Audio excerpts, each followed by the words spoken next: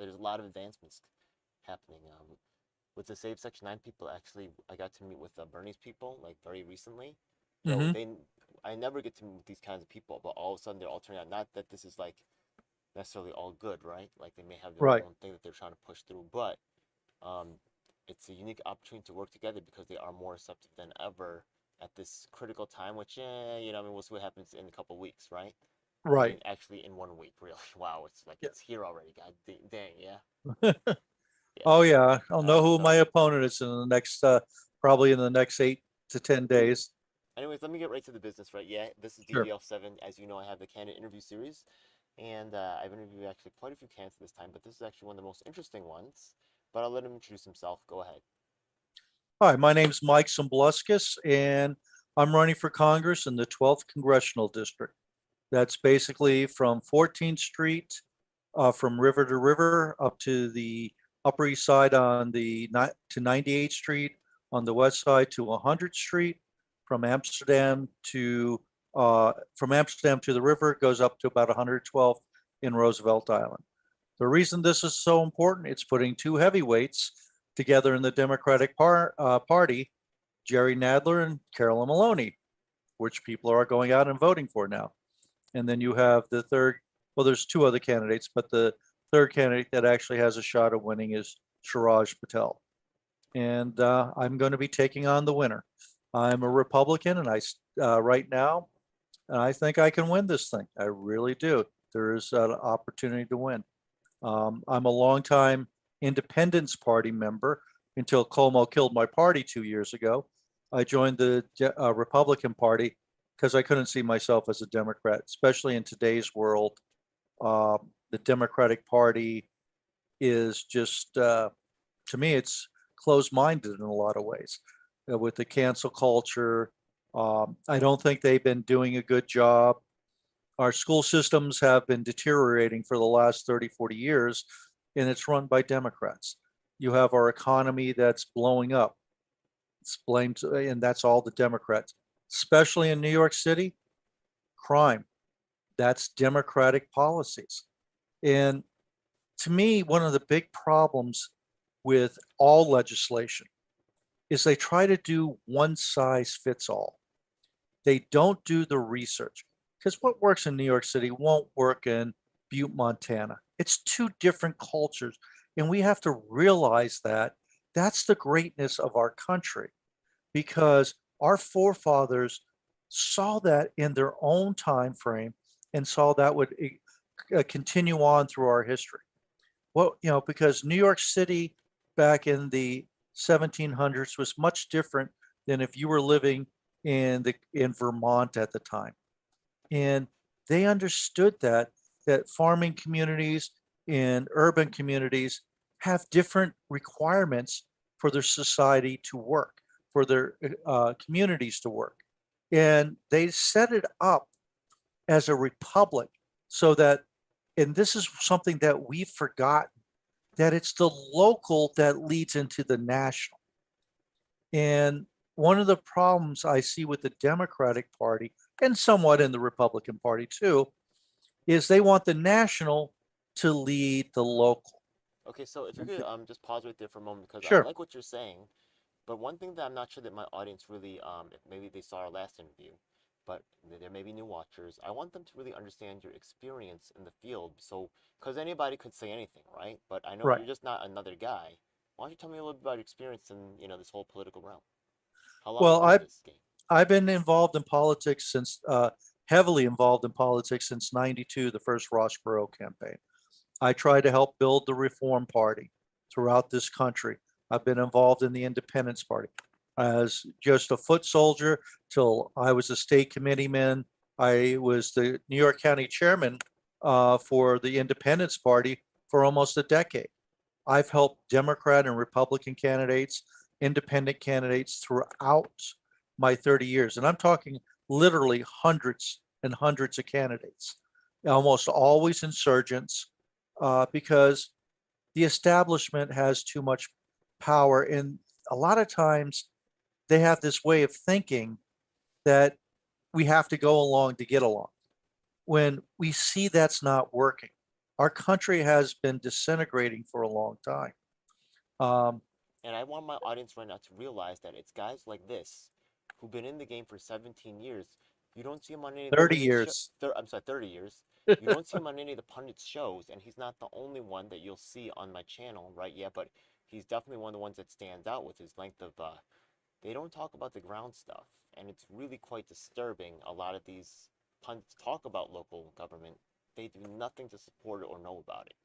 And I'm glad that you're coming on my channel. Thank you for your work, Not a problem. even though it's really under celebrated. Let's be real, right? Yeah. Absolutely. And the thing is, What about the libertarians? It seemed like they would line up with you. Are they backing you?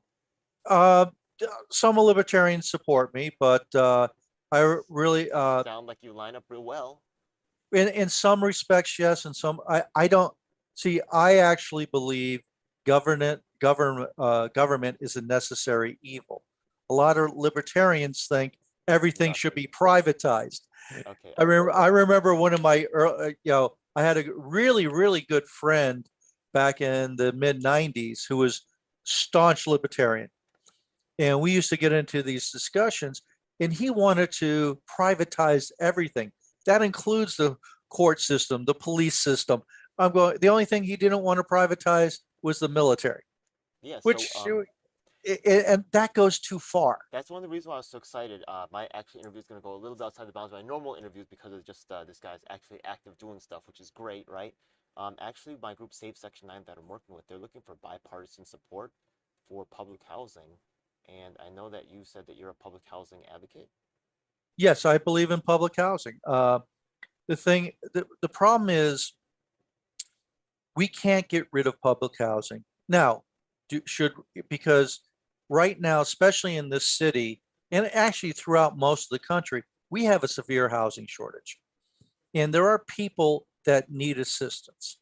Now, and to get rid of that and to privatize it, it really doesn't work. I know they did that with a bunch of buildings down on the Lower East Side, but what happened was you had like along Grant Street. Most of those were Mitchell Lama and other public housing that they privatized back, I think, in the late 80s, early 90s. Now, some people made out like a bandit because those apartments went from, they got them for, like maybe 30, $40,000 at a very discounted rate, and they could pay it off over a long time. And then they made $400,000 or $500,000 on it when they sold it, because most of them sold it too soon. Because they said, but it didn't alleviate the problem of more people coming into the system, and there's not enough housing. Yeah. And the big problem is if you look at New York City is unique. You see a lot of these people, and I went to college to get my graduate degree in urban affairs. I didn't finish it. I was 6 credits short from Hunter College. That was my fault. But one of the things they were teaching you is how real estate is supposed to work. You build a new luxury building, and the people in the old luxury buildings move to the new luxury buildings. That works in most of the country, but it doesn't work in New York City, because in New York City, we're an international city. We're a national city. So what happens, for example, the luxury buildings that get built in this city, about 30% of all the apartments sold go to foreigners or rich people that don't live in the city. Yeah, And then like you look investment at properties or vacation something. Yeah. exactly. So it's not creating, okay, we give them, and that's why I do not support giving tax breaks to luxury buildings. And I don't support, building apartments in those for low income people.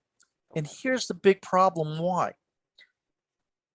The left, especially the progressive left, has this kumbaya ideology that, oh, we're going to mix everybody in the same neighborhood, let them learn how they're going to live together and everything else.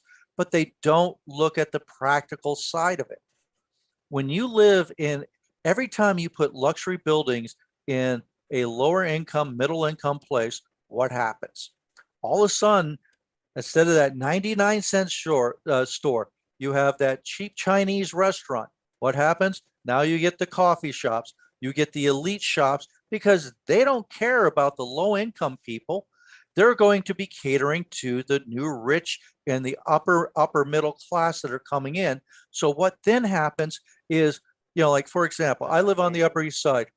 The gentrification is actually bad because you go to the supermarket in my neighborhood, the cheap on sale hot dogs are selling for $1.79 to $2. That same brand, if I went to the Bronx, up into Harlem or something like that, I can get them for 99 cents. So if you're living on a fixed income, you can't afford that. That means your income is going to pay for a lot of food. And in the early 2000s, I was unemployed. I took a job working as a security guard up in Stevenson Commons on the midnight shift, earning $8.25 an hour. Okay. 70% of my take home was going to pay for my rent. I live on the Upper East Side. I couldn't buy the cheap stuff. I learned to live on like $10 a week. A lot of romaine soups, going down to Jack's and getting my groceries down there because I couldn't buy them up here in my district. So when you gentrify, that's what happened because the landlords, the stores are going to cater to the new people coming in, not the people that have been living there forever. The prices are going to be jacked up.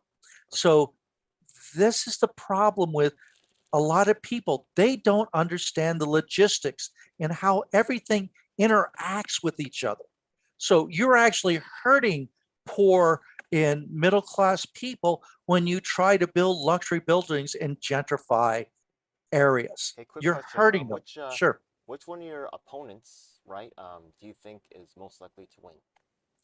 I think Jerry Nadler, And what do you because think he is his has, position? Does he have a position on gentrification? um, actually, I'm not Or what's sure, his but history on that? Do you know? No, his, it's okay. Fine. well, his history, I don't think he really cares about gentrification because he basically deals with the rich people and he assumes that, yeah, most of the poor people are registered Democrats. They're going to vote for him anyway. That's the way he's been elected since 1968. He didn't even graduate college before he got elected to the state assembly. He's never held a real job in his entire life. He's always been an elected official. He doesn't know what it means to struggle. He doesn't know what it means to, like I worked as a consultant. I help people with small businesses to make a payroll. He's had the government money coming in. He's never had to worry about his company going bankrupt. He's never had to worry about not getting his paycheck. He's He's got the never had better to. healthcare too. Exactly. He's got the Yeah. best healthcare in the country. Hey, but so the thing is that I do want to get into positions on stuff, but I do actually usually just by tradition I usually ask questions from my partners first. Sure. So now that I have your general background, which is very cool, by the way, I'm very interested in this guy, and I do plan on doing a lot with him in the future. There is actually okay. So let's start off with the first of my partners. I'm gonna say, how do you feel about freeing Assange? You cool with freeing Assange? Uh, oh yeah, absolutely. That's Why? cool. Why? Why? Why should Julian Assange was a publisher? Yeah, That's freedom of speech. yeah. Why was he? The New York Times released all kinds of stuff in the past that he's getting prosecuted for. Why? I appreciate That that. Yeah. is nonsense. It's 100% nonsense. I believe in our Constitution. I believe in our First, Second Amendments, Third Amendment. I believe in our Constitution. And somebody is being prosecuted for because he embarrassed people because information got out that they didn't want out, Yeah. So, and it yeah, shouldn't have hopefully, happened. we could get like a majority of candidates running to support the freedom of Assange, and then might have something interesting cooking here. Yeah. Let's go, Absolutely. let's go to the next partner that I work with. Big shout out to the disabled community. They're always very powerful, strong, and good at work advocacy. Mhm. So right now, people with this Now the thing is that people with disabilities, they have a tough life. They have extra costs and stuff like that. And if we look at minimum wage, it's like subsistence wage, kind of like barely able to make rent, especially here in New York City. And the thing is that people with disabilities are allowed to be paid sub minimum wage. Now, I get that people might be concerned there's productivity issues, and that's fair, right? But then maybe we could make it with some government subsidies, or somehow can we at least pay these people with disabilities a living wage, or at least minimum wage? I mean, damn, you know what I mean? Are you cool Well, with the that? thing, but this All goes right, go back ahead. to something I said a little earlier. One size doesn't fit all. All right. Minimum wage in, I don't want a national minimum wage. And the Okay. reason why, most of my family lives in Scranton, Pennsylvania. They live in small towns. $15 an hour is really, really good money there because the cost of living is down. $15 in New York City is below substandard. And I know I made less than that. But rents went up So, a lot. Like you're right. Like some things are cheap, like the groceries. But even like back in the days, right? Like you could rent out like the whole floor for like maybe $400. right. I And don't you know. Yeah, can't but touch that now. nowadays it's like 800 or like 900 now. You can't get that no more. How is it in Okay. Pennsylvania? Because I know like some rural areas. Is it like that there too? No, you can still rent out things decently, but it's Oh, starting to change okay. because BlackRock Oh start my God. go Yeah. BlackRock and a couple of the other big investment companies went around the country and start buying up properties because they're playing this game. I know I don't sound like a typical Republican. I realize that, but I want fairness. I'm a practicalist. I I want appreciate this that. country to succeed. Uh, I love this country. I love this city. I love this state, and we're being disserved by 90% of our leadership. Okay, so even if we said like, I'm sorry, just to go back to the point, but Sure. even if we said that the minimum wage was different in different areas, right? Let's suppose it was lower in Pennsylvania and higher in New York City, right? Hmm. Would you still allow for people with disabilities, right? If not, right, like I said before, if they can't earn that much, right? We know that the minimum wage is kind of like we set that to like a minimum standard of living. And Hmm. if the disability people are actually doing work, you know what I mean? Maybe it's not as productive, but can we pay them whatever the minimum is in that area? If we think Yeah, that, well, absolutely. Yeah, no, I okay, agree with that. If you're doing appreciate that. work, and the thing is, um, yeah, everybody should be getting paid at a certain standard. I'll give And my just partner what because I can. just because people have disabilities doesn't mean they're less productive. Um, Sorry, I It's should have okay. turned that off. That's cool, man. uh, yeah, the because you know, and the thing is, one of the tricks is, if you're a manager, if you're helping, if you're an employer, you need to figure out what the productivity of each individual employee is. What are their strengths? What are their weaknesses? That's fair. Yeah, they might be weak at one set of jobs, skill sets, but they might be unbelievable in others. And that's the job of the manager, of the owner of that company to say, okay, I see you can only do this at maybe 50%, but you might be able to do these three tasks at 125%. So you need to figure out what their skill sets are, what makes them tick, what That's one makes them definition of happy. politics too, yeah? Oh, Knowing absolutely. knowing who to talk to get the job done. That's one Right. definition. That's And, cool. All and, right. the, and the other thing is with politics, bringing that up, a politician is not just a leader, somebody writing bills. They also have to be an educator. They have to be a friend. They I have to be agree. a rabbi. They have to have many different hats. Now, not every politician is going to have all those, but they need to have enough of them to be effective. I mean, Absolutely. nobody has to be a complete policy wonk like me, but they need to at least hire people that are policy wonks that can explain what's going on in a bill, Well, then that's what's yeah. what the problems are, because that's one of the really worst problem we have in this country right now is we don't get to the root causes of what's causing the problem.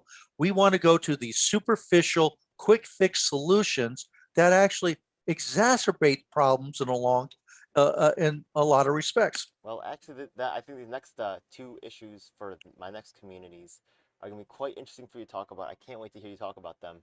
And big shout out to the Yang Gang community right now. Big shout out to the Tulsa community right now. What about UBI? Oh, how do you feel about UBI? Let's I do talk. not support. I do I'm not not mad at that. I support. had a feeling. I had a feeling. Go ahead.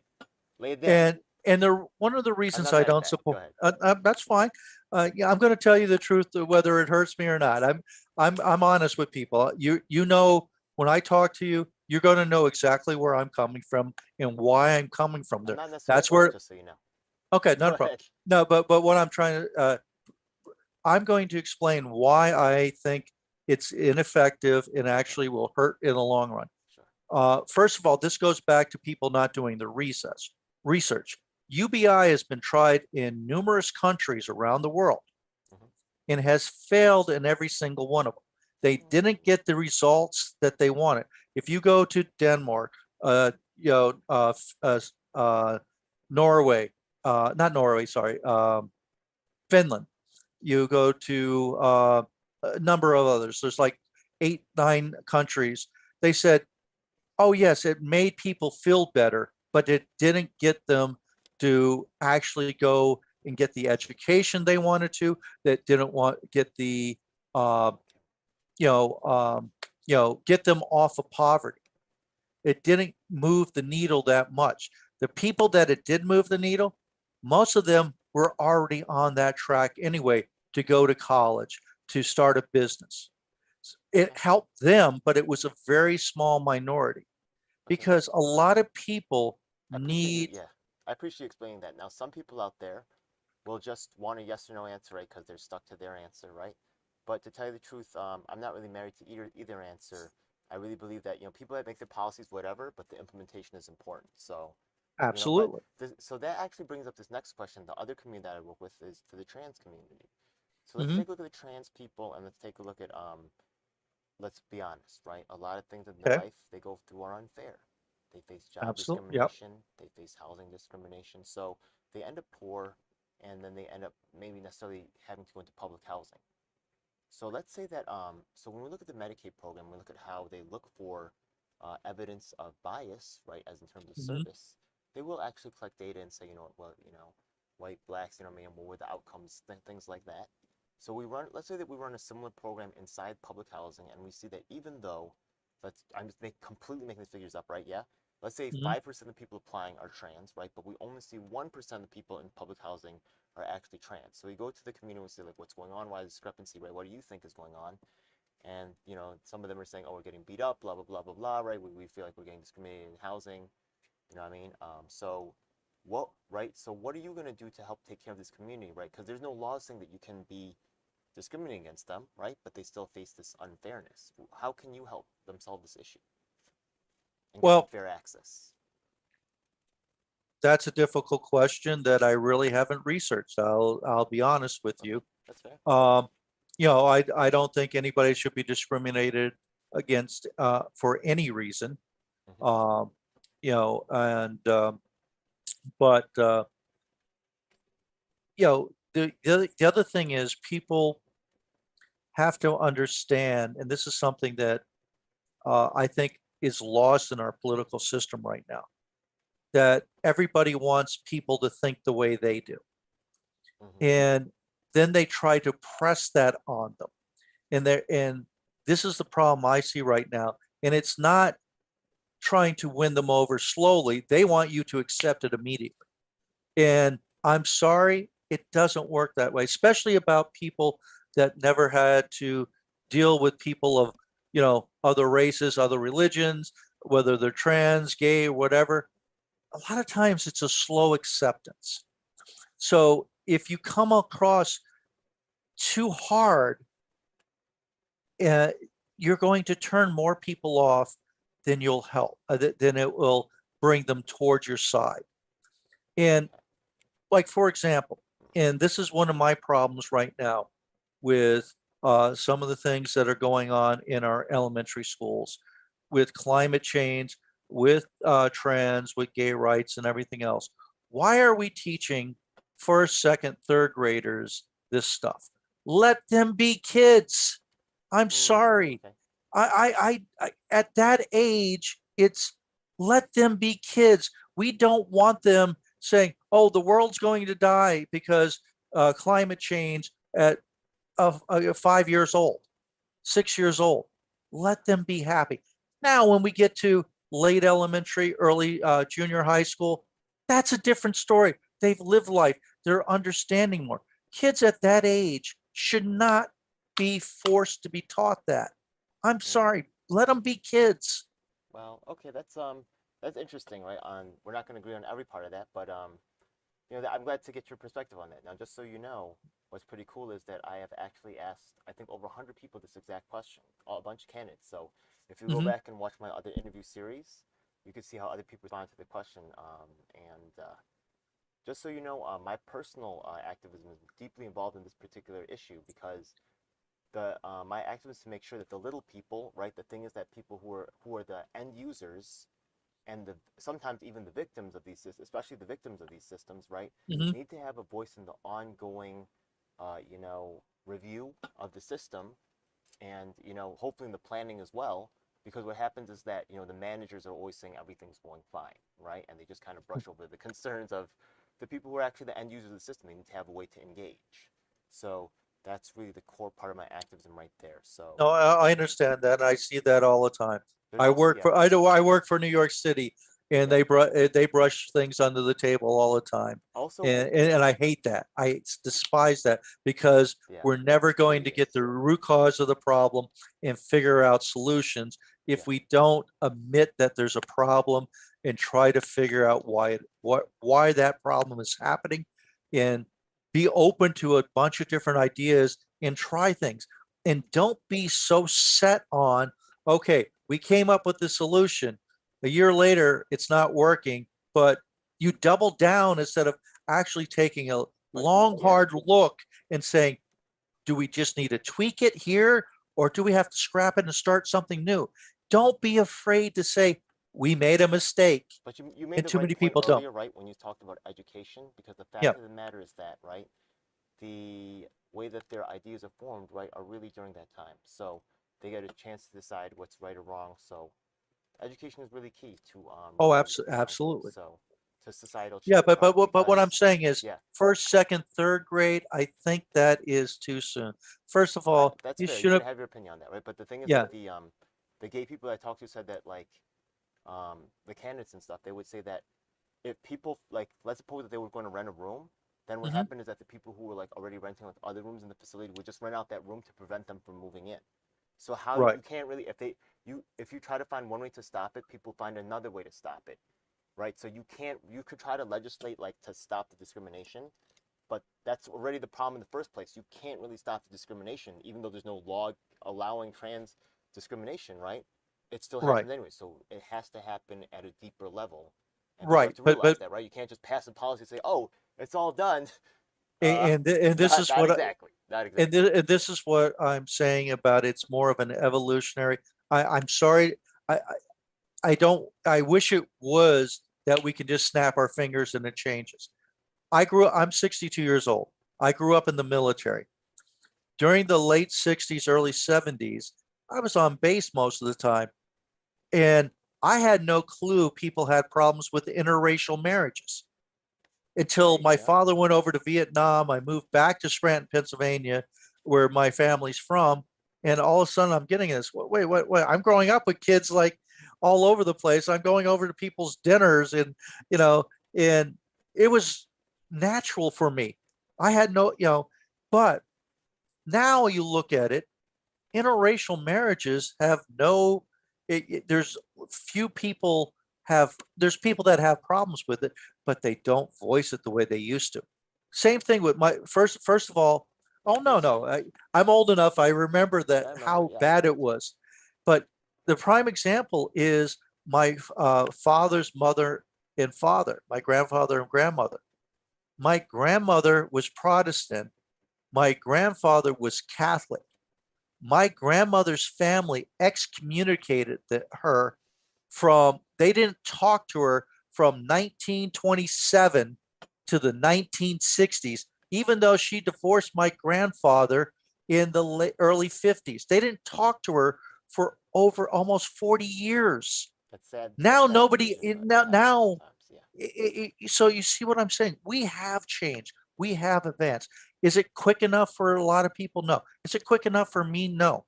But this is what I'm going back. It's an evolutionary process.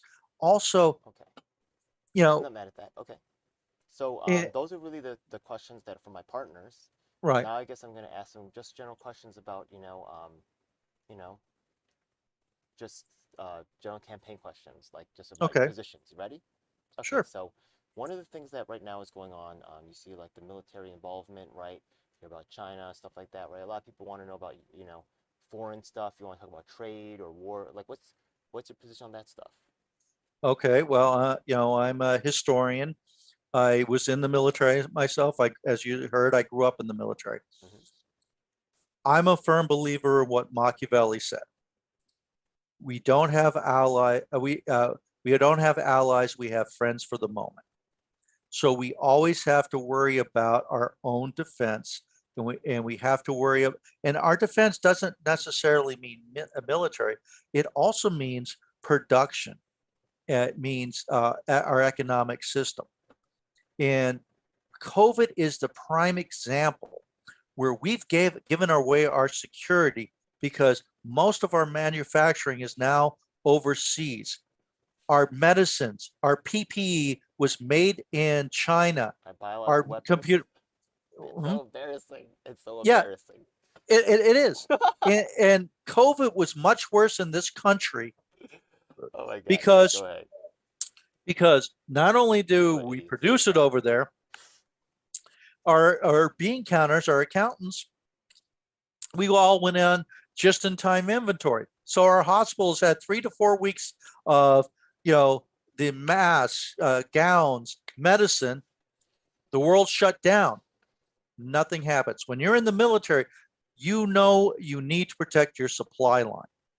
And with us shipping it over there, we made huge mistakes. And especially right now, our computer chip, uh, 80% of the world's computer chips are made in China and Taiwan. Taiwan is a hop, skip, and a jump from China, and they're making, overtures to invading it, and they probably will. And by the way, I've been saying this since the 1980s. I got into a big argument when I worked at an investment firm because they were shipping so much money. I said, you know, um, they're going to invade China. China's going to invade Taiwan because, according to China, Taiwan is called Formosa. It's the province of Formosa. It's not Taiwan. When Chiang Kai-shek went over there, they've never disclaimed it. Now, and we're we're idiots. Both Democrats and Republicans over the last 45 years have sold out this country by shipping our manufacturing all over the world, getting it out of our country. It's put us in critical problems. For example, and a lot of people don't understand with the war going on in Ukraine right now. Ukraine and Russia are basically produce almost 30% of the world's wheat. There are countries that rely 100% on the wheat coming from Ukraine. Yeah. That's not being shipped right now. There's mass starvation in a number of countries around the world. Yet we're morons. We're paying, our government's paying farmers not to farm. You have the Netherlands, the same thing. They're stopping the farmer. The Netherlands is the second largest exporter of food in the world. Yet you have Sri Lanka facing starvation. And the biggest reason why, because the environmentalists have went too far. They really have, because they're so against oil. But oil is the fertilizer that most of the world use is from oil. And if you stop the production of oil, that means fertilizer. If you don't have it, that means our crop yields are going to be 30 to 40, between 20 and 40% lower, depending on the crop. And they said, well, go to these alternatives, green ones. But the green ones were 2, 3, 5 times more expensive than the nitrates produced from oil. That's why Sri Lanka is starving. They used to be an exporter of food. They were the biggest tea producers in the world. Now they're broke. China just took over their port because they can't make the payments because we are so short-sighted. We are. And we don't take in consideration the ramifications that are going on around the world. Even the UN said the greatest, and this is in the paper that they said all the quote unquote disastrous things that are happening with climate change, but the biggest defense against climate change is get populations out of poverty. And that's in the UN's report on climate change from 15, 20 years ago. Sure. Poverty is the greatest polluter in the world because if they don't have the fuels, guess what they're burning? They're burning cow manure. They're burning trees. They're burning all kinds of other stuff, which pollutes more than the oils that pollute more than the natural gas. Oh, I just remembered. Yeah. By the way, you guys should definitely check this guy's website. What is that? MikeZumbluskas.org? No, Mike electmikez.org. MikeZ.org. Yeah. This Or guy no, has electmikez.com. Sorry, not this .org. guy has a My lot of what? deep positions. Yeah, that's good. Even on homelessness stuff like that. That's pretty cool. Actually, the migrant stuff. Actually, I know that my people's in the homeless shelters actually meeting with the mayor on Monday, and the new. I think his name's what's his name? Jerry Jackson or Jermaine something. Gary Jermaine. Isn't that Not the sure. new homeless shelter Yeah, director? I'm not sure. Yeah. Yeah. The last Well, guy got fired because he was married to. Well, yeah. Okay. Anyways, so, yeah. um, okay. So now we talked about the inter, play between the countries. I think that's a good segue because you were starting to talk about economics. Okay. People have the economic stuff. People have the world trade stuff like that, the stock market, right? Crypto stuff like that. What's your whole take on this realm of stuff, the economic stuff? I that's a huge question with multiple answers. Um, First of all, our inflation is happening because the government has put too much money into the system. Every time hyperinflation happens, around, no matter when you can go back to ancient Rome. And one of the reasons they were spending too much money. So what they did was they took their gold coins and made them smaller, start putting other metals into their gold coins and said, oh no, this is worth the same amount. People aren't stupid. They had too many people coming in. I mean, ancient Rome, the city of Rome at one point in time had almost a million or over a million people in it. And a good chunk of those were, you know, immigrants, whether they came in through slaves or they came in because of economics. And a lot of the citizens stopped working and were living off the dole itself. And that helped the collapse. And and this is what our country does. So, how they keep the people pacified is they throw money at them. They put on the gladiatorial games at the Coliseum and all this show and circumstance. That's basically what a lot of our legislation is. For example, the Inflation Reduction Act. That's actually going to add to inflation. A lot of it sounds good, but then when you go and look at the details of everything and how everything works, that's going to add to inflation because we need to reduce the supply of money in the country and increase the number of goods that people can buy. If we don't do this, and this is economics 101, I think all these politicians skip those classes in college because almost every single one of them are a college graduate. They're just taking the money and they're just pushing the palms down the line. And it's not real money. You know why it's not real money? Because we're borrowing it from China. China's the greatest debt holder. So we send our stuff over to China and they send it back here. So we are borrowing more money.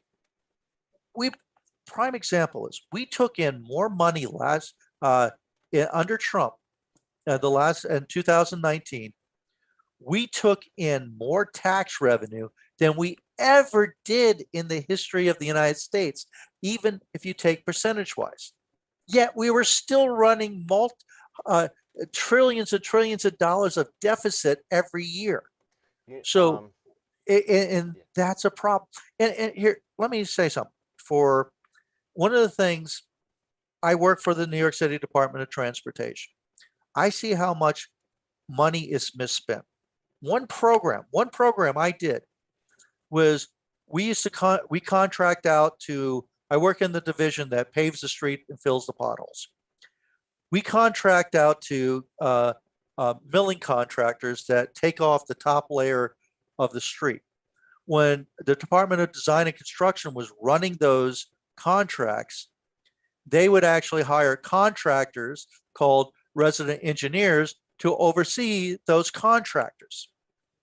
And I actually went and did the research. I'm saying, wait a minute. I was supposed to get all the information from them, and it wasn't coming. It was inconsistent. They didn't care if they overspent.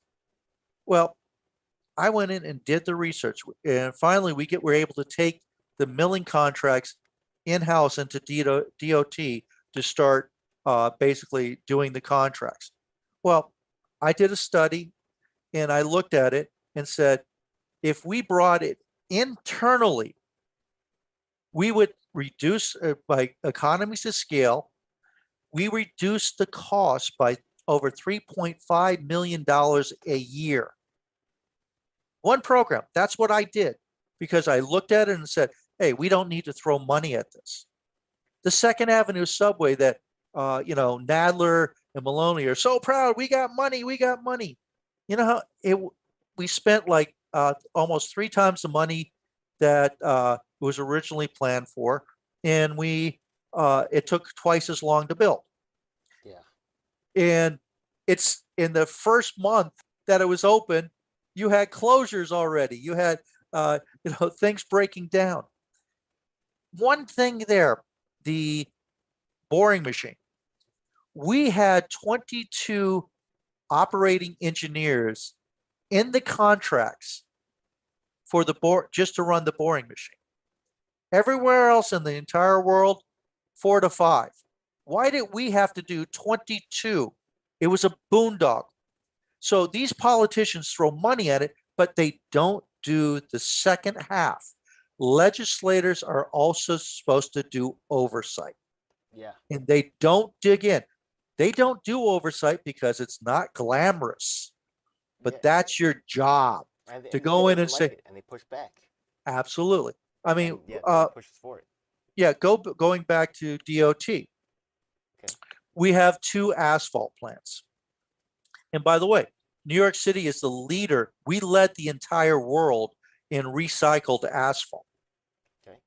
We pushed that. We pushed the industry, but we had to rebuild our Hamilton plant in Brooklyn, and we did it under design build, which means we hired one contractor to do the design to build.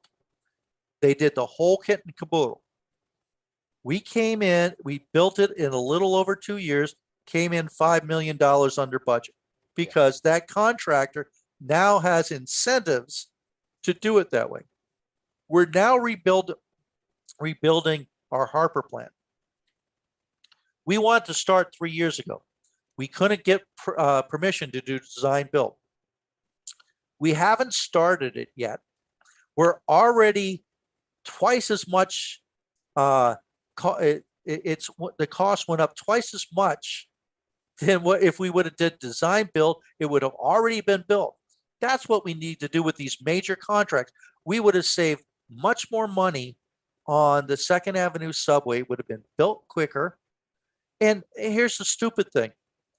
When they finished the Second Avenue subway, because when they started it, they had to take and build a gigantic hole in the ground so they can get the boring machine in, because it's a huge, huge machine.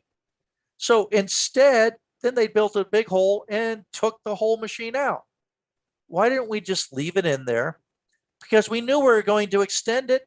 Now we're going to have to do the whole thing again. That's probably going to cost, you know, 30, Because they 40 know they're million gonna get dollars paid to to do do. it. They know they're gonna get paid to do it, so they do it. That's But why. no, I know you're we, right. You're right. I've been out there. I've seen it happen. I was a contractor. I've seen it happen. Yeah, I mean, I probably said too much, but fuck it. I've seen it well, happen. right. I've seen it But, happen. But yeah, actually, do you know? exactly. Quick Go question. ahead. Do you know Vitaly Vilchenko? The name sounds familiar, He but I ran for can't, but mayor, and okay. actually, he ran for mayor on this particular platform. The thing Hmm. is that he said he was driving to the George Washington Bridge, and they were building a ramp to the free. Does it sound familiar? They were building a Uh, ramp to the freeway, and then what yeah, happened was that he's an engineer back in the country of Russia. He said that they built it 6 inches off. They had to rip the whole thing down. yep, The same contractor, they built it again. It was off again. They ripped the whole thing down again, and now the same contractor is trying to build it a third time. He says right. that's billions of dollars. He says someone should lose their license immediately. He says he actually went to the FBI on my program. He said, Ed, I went to the FBI, talked to people about what's going on here. And I agree with it. That's something I want to stop, but that's our politicians' fault. That's our legislators in Congress, because building that was got federal money. That's our city legislators, and that's our Albany legislators, because they're supposed to do the oversight. They don't give a shit about money. Just so you Private, know, I'm gonna cut to the. I will get to the other policy questions because I do have it's pretty comprehensive. But right? I'm gonna cut to the final question because I usually say this for last, but I have a feeling that you're just ready to drop the bombs on it, right?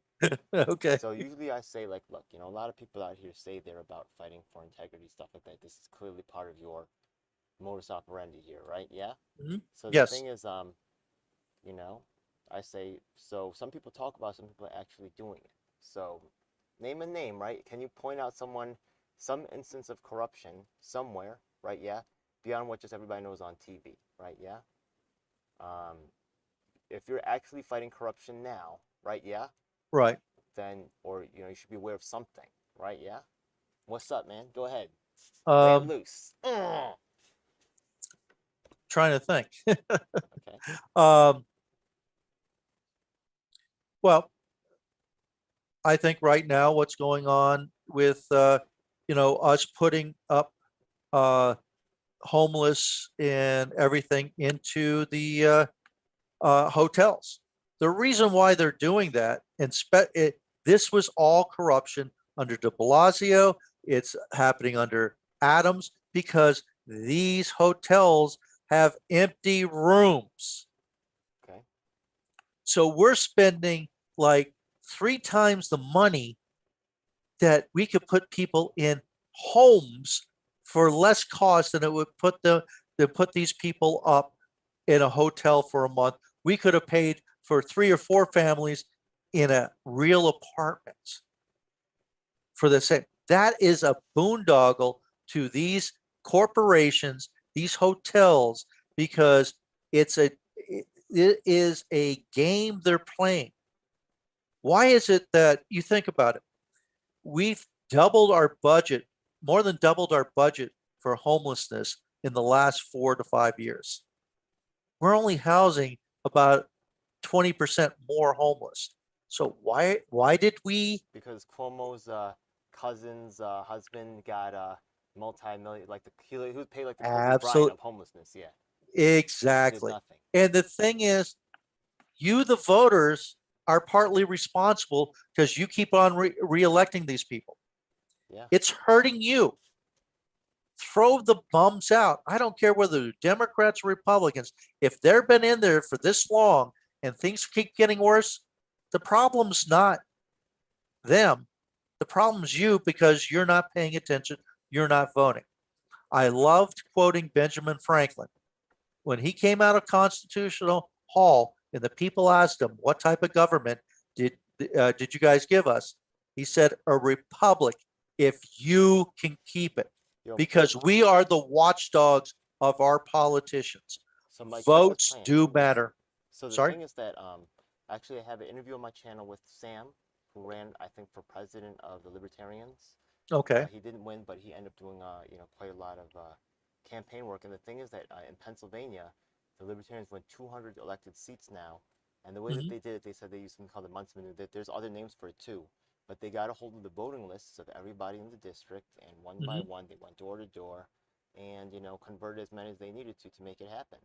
Right. So one thing that I'm doing with Theochino is we actually made the I don't know if he ever made it available to you, but as far as I know, he's been making the voter list available to the public. He's helped Mhm. many candidates with just giving them voter lists where they can go and run through their district and get all the people they need. I think that's also a very powerful activist tool. Oh, it is. The problem in a number of district that works, and a good chunk of my district now works because, but the Upper East Side, the Upper West Side, it doesn't work as well because you have a lot of doorman buildings and you can't get inside the Yeah, buildings. that's So unfortunately true. Yeah, it's absolutely true. you This go to is those some of the hard areas. that Yeah. yeah. And that's it's basically a gated community just in a high rise, and it's hard to get into those.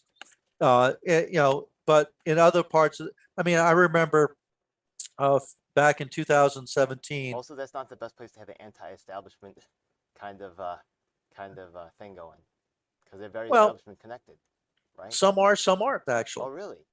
Yeah, Maybe. Oh, you maybe know, that is a good place actually. Yeah, maybe some cool people are there.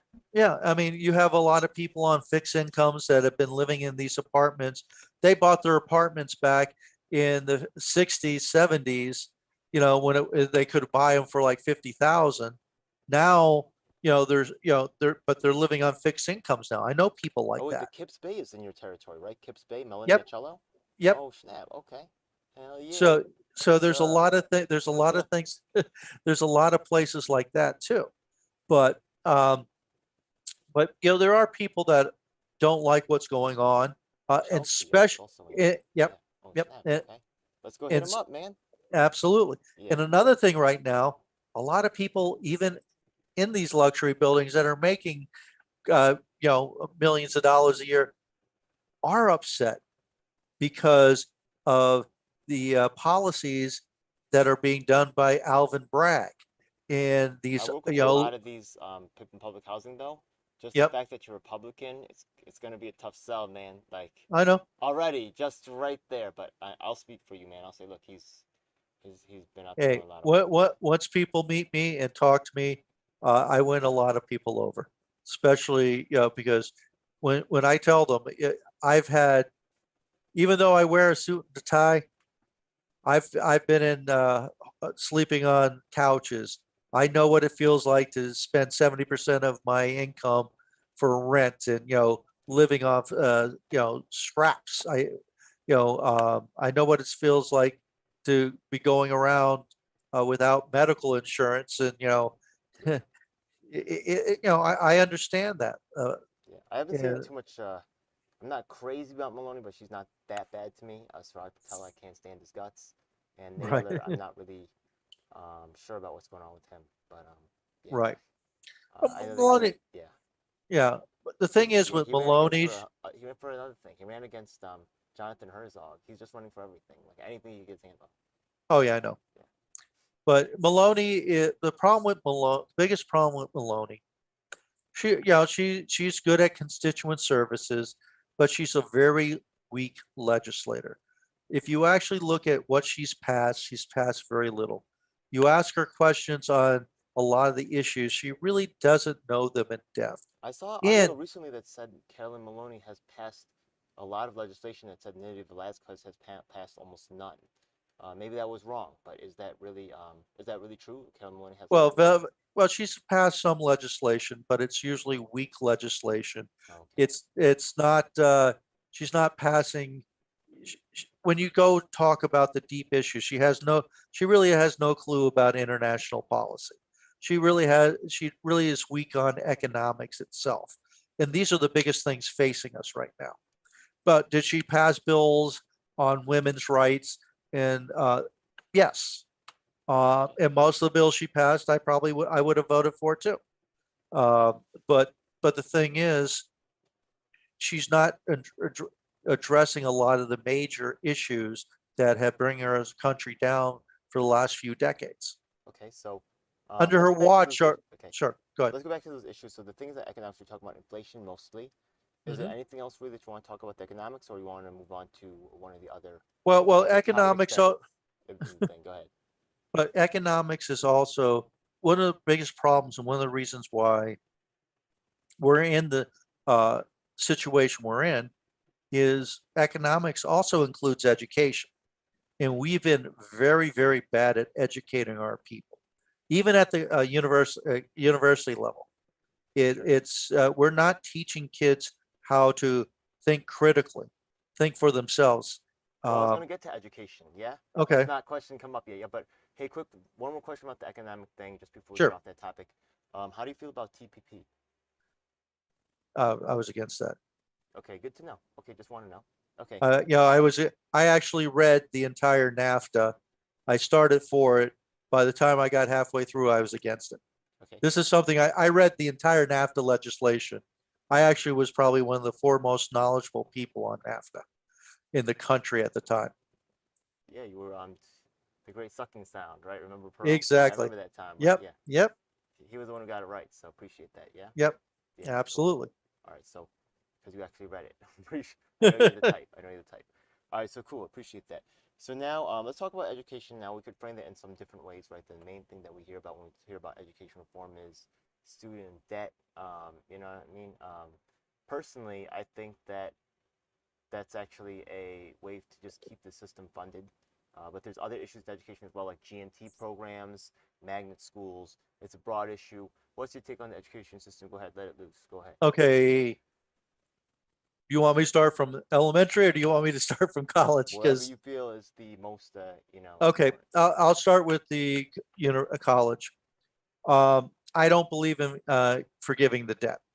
However, one of the things I went in the army to pay off my student debt. I served 3 years in the army. I would do a program where you can pay off your debt, but you'd have to do some type of service. Not necessarily go into the army.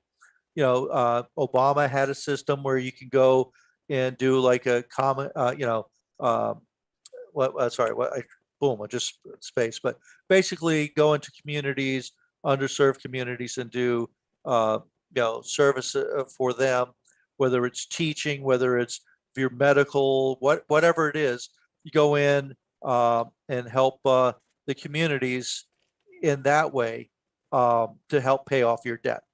So even if you have a full-time job, okay, then you go on the weekends or after work and you put in your time uh, and a percentage of your debt will be reduced for uh, the time you spent.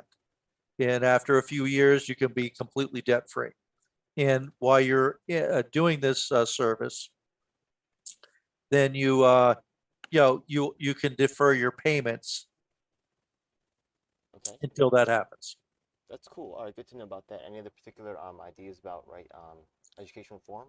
Well, one of the other things I want to do at the university level too is all these schools. It would be more effective if I was running for state, but I'm running for Congress. If I was in the state legislature, I would call all the SUNY and CUNY presidents in and have them justify why they're spending the money they're spending, justify their salaries. Because when I went to school in the 80s, I graduated from the University of Scranton in 83. I went back after the Army uh, in 87. But when I first went to school, you went to, say you were working in the bursar's office. You might have 5 or 6 full-time employees and 20 work study. Now it's completely reversed. So the administrative staff has increased, like tenfold in these schools. And that's one of the things that's driven up the cost of our schooling system. That And and corruption. it is corruption. It's And corruption, yeah. absolute That and and, corruption, yeah. and corruption, absolutely. But no, that's a form of corruption Yeah, too. You you're don't, absolutely right. Yeah, hell yeah. so you're milking these kids of money most of them don't have because mommy and daddy's Exactly. not paying for school. I put myself through school. I work 35 to 45 hours a week taking 18 credit hours, still having to take out student loans and doing work study and everything else. Um, yeah, I worked every summer. I worked to pay my tuition, and I still came out with over $11,000 in debt, which in '83 was a lot more money than it is today. But that's a different story. And I went into the army to pay that off. Respect, man. So, um, and the thing is, when I was going to school, I thought it was expensive. I was paying $110 a credit at the University of Scranton my senior year. I think it's almost $700 a credit now. Inflation is not that high. Why, if you look at the inflation from '83 to now, it doesn't justify that increase in the cost. Or it doesn't, yeah. And every school Yes, is sir. the same way. Yeah. And this is what, and I'm telling people that before, one of the things I want to do at the high school level is before everybody graduates from high school, they have to take a personal finance course. Exactly. What about like Teach, college athletes, right? And what we're doing is we're just taking advantage of them. We're teaching them to be victims of a predatory, right? If we're really teaching them, we should teach them how to be able to maximize their, their earning potential from their ability and talent, absolutely. right? But we're And not but doing that that should anymore. be taught in high school, because you have people just not with that, not athletes, but you have people with other skills. Yeah. And we should also tell people don't have to go to college to succeed. A good number of our billionaires never went to college, or they dropped out of college. Um, like for example, right now, truck drivers is a good paying job. And there was this, I can't remember the couple's name. I think it was Schmidt, or it started with an S. This couple, truck drivers, they started off as truck drivers. Now they're worth almost $500 million because they started driving trucks, then they start hiring more people, they start their own company, and it blew up. Just because you start at a low level doesn't mean you can't succeed and go further. We need to start putting more emphasis on vocational study in high school, because you don't need a college degree to be a computer programmer. You don't need to college degree for many different jobs. And right now in um, Philadelphia, there's this school called Randall Technical High School. This is a couple years old information, but all their graduates were averaging between $45,000 and $50,000 a year coming out of high school. Coming out of high school, there's college people graduated from college not earning that much money, because they learned to be not just carpenters, electricians. They learned to manage restaurants, cooks. Auto mechanics, all kinds of different types of trades that people need. One of the things that we have to reverse in this country, every job is worth it. Society cannot work. Right now, we've told our kids for the last 3-4 decades, if you don't go to college, you're worthless. I'm sorry, we need carpenters. We need people at all levels for society to work effectively. And some people, I have a really good friend, Steve. He has a master's. He worked on Wall Street, but initially he put himself through school. He was a merchant marine early on before he went back to school. Then he was a construction worker. In the 2000s, during the dot-com bubble and everything else, he was losing money as a trader. So he decided he's going to go step aside for a while, because at the time when you're a trader, you have to put up some of your own money, even though you're trading with the company's money. You also have to put up some of your own money. He's saying, I'm losing money. He went back to construction. He is more happy doing construction.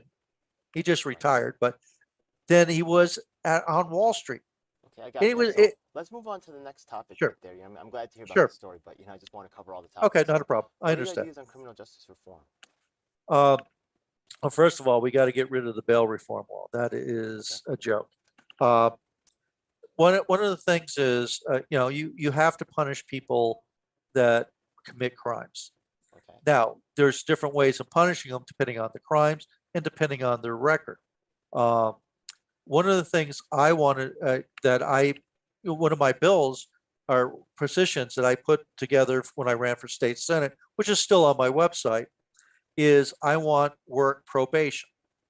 So if you commit small, low-level crimes, nonviolent crimes, then you can you go and say, okay, instead of you going to jail, what's going to happen if you're going to actually go do community service.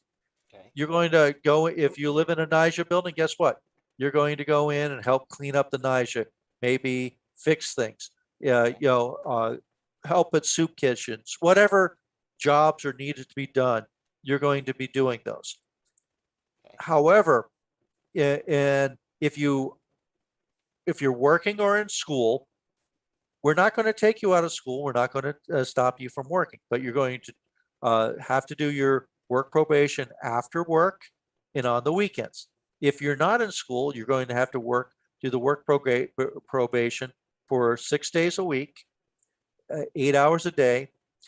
Now, the thing is, once you complete your work probation, your records are sealed. You don't have to report it to an employer.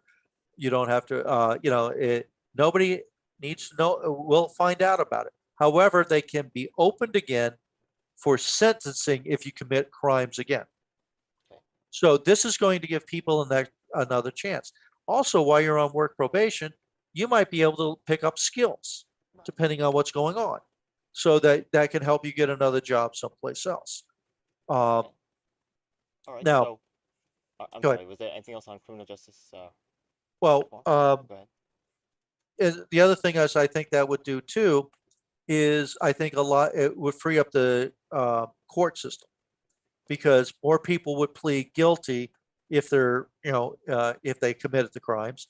It would help clean up the court system. Because one of the problems I have is they delay and delay the court hearings. You might, now with the bail reform, you wouldn't have been sitting in jail. But if the courts have delays your hearings and your court date for a year, that's not justice. That's hanging over your head for a year, 2 years. Yeah. So Okay. what I would limit the continuances by the prosecution and by the defense. And if the case is not gone to does not have a court date within 3 months, and a court date within a month of that 3 months, case is dropped. You can't re-prosecute it for it because justice delays, justice denied. No double jeopardy. That is part of our system, and that needs to happen. All right. Cool, man. So, actually, I'm quite interested in this next question, actually, personally for you. And I hope that my audience does pay attention to this question. If you're still watching, I hope so. Yeah, we'll see what's up. But this one right here now, the thing is that we went through this period in the city where we're one of the first to really experience ranked choice voting. Mhm. Now, a lot of people, right, yeah, are like, oh, I'm for pro, right? They've never experienced it before, right? And without listening to people who have actually experienced and gone through it, right? Yeah, they're all for it. Pause, mother. You know what I mean? What would you like to? So actually, you went through it. What's your experience with the whole ranked choice voting? I actually like it. I actually was supporting ranked choice voting since the mid 1990s. Okay. I was for it since then. Um, Now, the only thing I would change in the ranked choice voting, and I actually there's a nonprofit group that's trying to put something on the ballot, and I've been advising one of their attorneys on this, Oh, cool. is I think it should be nonpartisan. So the ranked choice voting Is in that the with prime, golden hours people? yes, Oh, snap. Okay, that, yeah. All that right. that's Yo, who I I'm know helping. people, but tell us full time to I've get known at it. me, man. He wanted me to meet him in a freaking diner or something. I'm like, yo, man, I just do this shit online. Yeah. But I should go Okay. out to him. I give props to what he's doing. He's made some Okay. serious moves. Yep. Yeah. See, but what I want is, and this is what I pushed to them, and now they went with it. Is I want it nonpartisan, Hmm. and the top four candidates will go into the general election. You guys gonna get So, this thing through? What do you think? um, the establishment is going to fight like crazy to not do it, but Right. it's going to take people like you and me to fight for it to get the voters to I've been say, trying to contact Aaron. I wanted to do a story on this. You know what I mean? But okay, what's up, bro? Now I could do a story with you. This is great. We're gonna do another episode. I'm gonna cover this topic. I've been watching it, right? but nobody right talk to me because I don't know if too small or whatever. Look, anybody doing real work on the ground like yourself, right? Mhm. Ranked choice voting. Tell you the truth, I had actually a negative experience. I believe I heard Theo say something about it too on his Twitter, right? The thing is that I've also got to try other things like stars, and I'm not saying I'm against or for all the things, but the thing is that I found the candidates, right, were less willing to take on issues, right, because they want to sound like everybody else. So, right, the And ranked choice and voting and that instead of and that's why yeah, if you have a nonpartisan, they yeah, can't play that game it's good, yeah, because they're only fight because the problem was only it was still a low percentage turnout in the Democratic Party for the yeah. ranked choice voting. Also, another thing So is right. they're Remember, they have the best consultants and they have the money, and most right, I actually consultants had aren't a worth shit. good. I had a third. I had a. I don't know if you heard someone named Jonathan Martin. He's one of the two parties of third professors in the nation. Mhm. But I had him on the channel, right? Yeah. But I also, he's seeing things from a classroom. But the system could be gamed. He agreed with it, right? Yeah, the system can be gamed, and they have, even RCV can be gamed. You know what I mean? Oh And yeah. they have all the resources and the power. You know, in the end, and policy won't fix everything because people find a way to break it. It's the implementation is very important as well. Right. Well, going back a little bit on education, Okay. one of the things I would like to do there also helps this situation. Yeah. Before you graduate from high school, Yeah. you have to work on at least one political campaign. Yeah. So this will get people more involved in understanding the political system a little bit more. So if you have a more educated voter, more people participating, it's harder to game. When you Yeah. have a low percentage turnout of voters, that's where the gaming comes in because you can't, it's hard to steal 30, 40, 50% of the vote.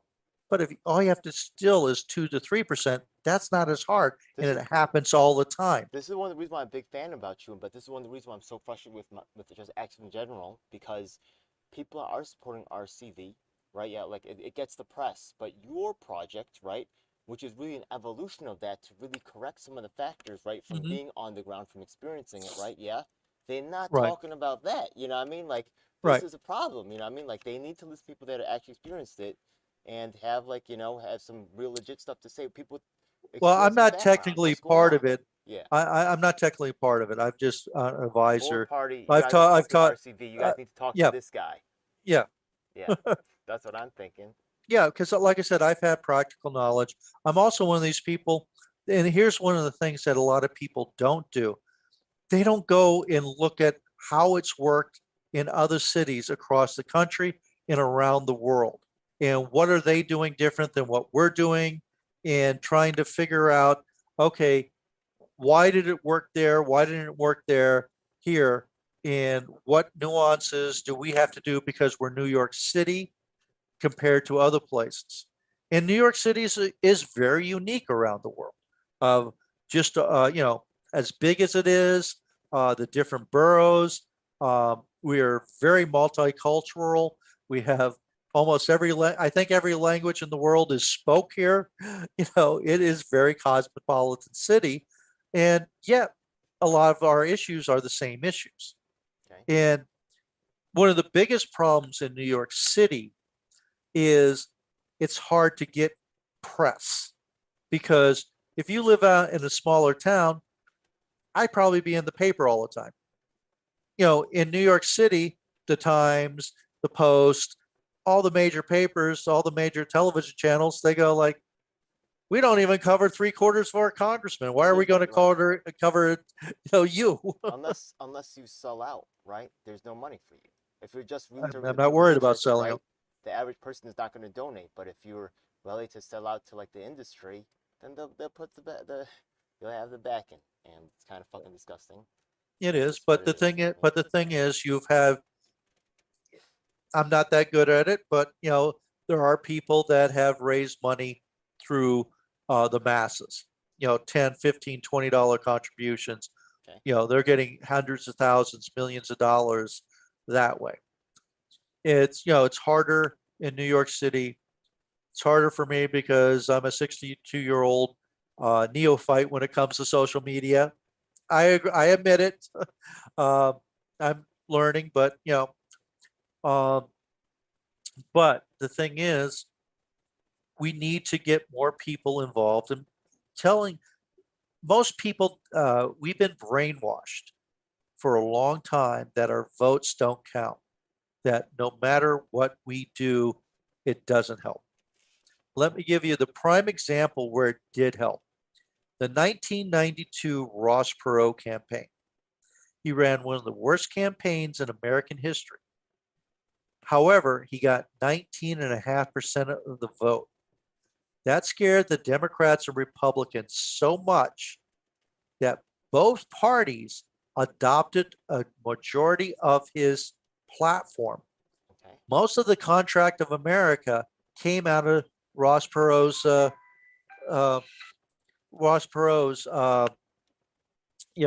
playbook and platform, and it was watered down version, but it did work. A lot of Clinton stuff. He completely junked his platform that he won the primary with and took on Ross Perot's. And over the next 3 years, they passed probably about 60 to 70% of his platform. And it actually had some effect. Now, like I said, it was a watered down version. And that's one of the things. Nobody's going to get everything that they want. We're not a dictatorship and we're not omnipotent. We don't know everything. And this country was built on compromise. And that's what we need to do. We need to work out our differences and say, where can we do this and where can we not? And I'm not talking about selling out to the major corporations compromise. I'm talking about on issues and solutions to the problems we face. Mm-hmm. So if people come out and what scares politicians, especially those that are elected to office, is when people show up, even if they win. Say, for example, they win, but there was a 70% turnout. That scares them because they're used to having a 30, 40% turnout and sometimes less. So they know if I go to this community server, give them $5,000. If I go to this club, give them $10,000. I give this money here, I'm going to win. But when there's that mass, yeah. So the thing is that you've seen like what's the average age of the vote in New York City? Isn't it like 75 or some ridiculously old number?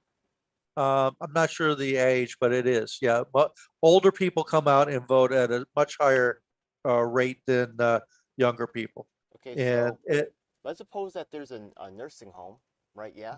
Well, we know that those right. are controlled by Cuomo, right? But then there's also a lot of these senior centers and stuff like that, right? And remember that, even though those are often like, community-based organizations, blah, blah, blah, or whatever, who's writing their contracts? You know what I mean? And that's Oh part yeah. of the machine right there that definitely generates votes for these people. You know what I mean? Oh yeah. And the thing is, a lot of the people that are in charge, because they get a lot of a lot of money from the government to run these things, Yeah. they play gatekeeper. Yeah. So a And look lot of at times Biden, right? they won't Yeah. let alternative candidates like me and some Exactly. other people into them. Exactly. Look at Biden, Yeah. right? He couldn't even fill a car rally. Yep. But now he's the president. You don't need to really have the ground anymore. People believe in the ground, but unfortunately the casuals in the machine is very powerful. Well, that's because we don't have, uh, last election was a unbelievable surprise, 2020. How many people came out? That was unprecedented. Biden got Unprecedented. more votes than Obama from the black Yeah, voters. Do you believe yeah, I that? don't. No, I find that very difficult to believe. no. Very difficult. uh, the thing is, what in I I have huge problems with absentee ballots because our voter rolls are so bad. And then when you're mailing absentee ballots to everyone, you know, Tim Pool says, well, that's because, all of a sudden you mail it, the mother tells her three teenage kids, here, fill this out right now, and that's how it won. That was part of it. But also another part of it was that, there were so many rules changes. They didn't do signature verifications. Yo, in 4 years again, if they do this crap again, if there's another freaking virus outbreak and everything has to be by mail again, I'll be like, no way. This is bullshit. Can you imagine it happened again? They try to say, Right. but Well, yeah, oh my the God. funny thing is, Yeah. they're complaining about the rule changes in Georgia when New York State's rules are much stricter than Georgia's are. Also, we're the only country in the world that allows absentee ballots. The only country. But we don't talk about that. We don't talk about that, right? Yeah, we're just doing whatever freak we please. It's just, yeah, it's a mess. It's a Yeah. disaster. And like I said, Yeah. I've been on the ground helping candidates. Voter fraud does exist. I've seen it personally. They threw out like There was, 75,000 votes or something like last in the 20 in the well, 20. yeah, the thing is, and you're talking about um, the drop boxes paid by Zuckerberg. Those were illegal. Wow. I'm sorry. All right. They were finally called illegal in Wisconsin, but they should never have happened because the you can't Zuckerberg. So if Zuckerberg gave the money to the board of elections around the country and said spend it the way you were, that's fine. But he says you get this money only if you do this, this, this, and this. You can't have a private individual telling the government what they have to do. Yeah. That is whether, no matter who won, I don't care. That's not kosher. That's true, Doesn't man. work. Yeah, I'm trying to fix that stuff. Just on a slightly unrelated topic, have you ever heard of someone named Louis Rossman and the Right to Repair? No. No? Oh, he's actually quite popular. He has a store on the Lower East Side. He does like iPhone repairs. Now what they're doing, they made the iPhone so if you the screen is locked to the actual Oh, device. I have heard. I didn't know, heard the name, but I do know the right to repair. Yeah. So you support Right to Repair? Yes. Okay. Matter of fact, Yeah. one of my biggest complaints right now is I have a 5-year-old phone. That was like a year and a half older than when I bought it. I don't buy brand new phones.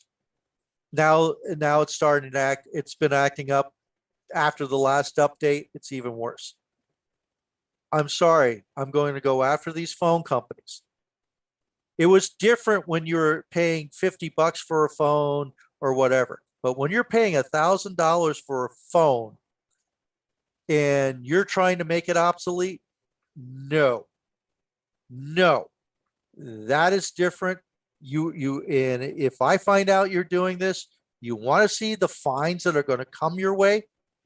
I'm going to make sure the stockholders of your company is going to fire the entire top executives for doing this. That's how you end it financially. You find them so much that they go, okay, my stock just sunk like 50%. That's how you end the stuff. And that stuff infuriates me.